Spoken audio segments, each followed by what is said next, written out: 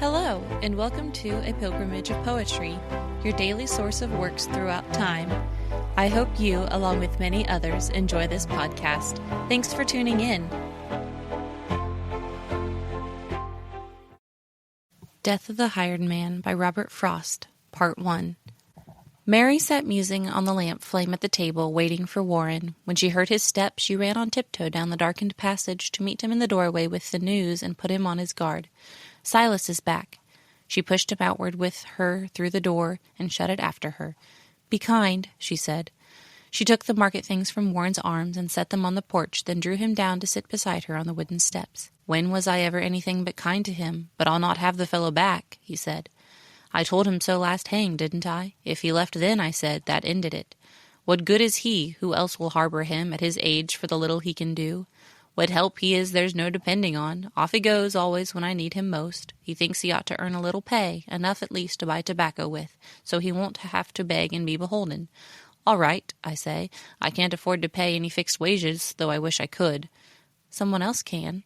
Then someone else will have to do. I shouldn't mind his bettering himself if that was what it was. You can be certain, when he begins like that, there's someone at him, trying to coax him off with pocket money. In haying time, when any help is scarce, in winter he comes back to us. I'm done. Shh, not so loud. He'll hear you, Mary said. I want him to. He'll have to soon or late. He's worn out. He's asleep beside the stove. When I came up from Rose, I found him here, huddled against the barn door, fast asleep. A miserable sight, and frightening, too. You needn't smile. I didn't recognize him. I wasn't looking for him, and he's changed. Wait till you see. Where did you say he'd been? He didn't say. I dragged him to the house and gave him tea and tried to make him smoke. I tried to make him talk about his travels. Nothing would do. He just kept nodding off. But what did he say? Did he say anything? But little.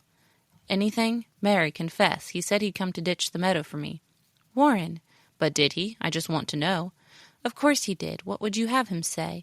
Surely you wouldn't grudge the poor old man some humble way to save his self-respect. He added, if you really care to know, he meant to clear the upper pasture, too. That sounds like something you would have heard before. Warren, I wish you could have heard the way he jumbled everything. I stopped to look 2 or 3 times. He made me feel so queer. To see if he was talking in his sleep. He ran on Harold Wilson, you remember, the boy you had in haying 4 years since. He'd finished school and teaching in his college. Silas declares you'll have to get him back. He says they two will make a team for work. Between them, they will lay this farm as smooth. The way he mixed that in with other things. He thinks young Wilson a likely lad, though daft. On education, you know how they fought all through July under the blazing sun, Silas up on the cart to build the load, Harold along beside to pitch it on. Yes, I took care to keep well out of earshot.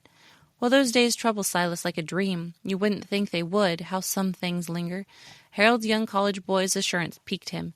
After so many years, he still keeps finding good arguments he sees he might have used. I sympathize. I know just how it feels to think of the right thing to say too late. Harold's associated in his mind with Latin. He asked me what I thought of Harold's saying. He studied Latin like the violin, because he liked it. That and argument. He said he couldn't make the boy believe he could find water with a hazel prong, which showed how much good school had ever done for him. He wanted to go over that, but most of all, he thinks if he could have another chance to teach him how to build a load of hay. I know that's Silas's one accomplishment. He bundles every forkful in its place and tags and numbers it for future reference, so he can find and easily dislodge it in the unloading.